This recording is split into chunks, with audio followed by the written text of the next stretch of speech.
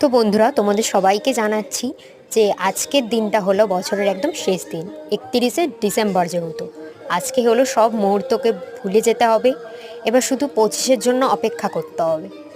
আর রাত্রির 12টার পরেই কালকের পড়ে যাচ্ছে হচ্ছে হ্যাপি নিউ ইয়ারের দিন। তো তার মানে হচ্ছে এবার বছরটাকে নতুন করে শুরু করতে হবে।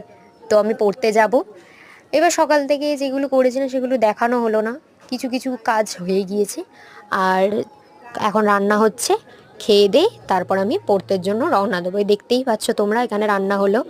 এবার তরকারিটা হয়ে যাওয়ার পর ভাত অলরেডি হয়ে গেছে, রেডি হয়েই রয়েছি আমি। খেয়ে দিয়ে এবার বেরিয়ে যাব, তারপরে পড়তে থেকে এসে কিছুটা তোমাদের দেখানোর চেষ্টা করবো বন্ধুরা। তো বন্ধুরা, এই বছরে যত স্মৃতি সব ভুলে যেতে হবে। আর একটা দিন মাত্র, বছরের শেষ দিন। তো বন্ধুরা, আর কিছু বলতে চাই না, এবার তোমাদের সবার সাথে বিদায় নিতে চাই।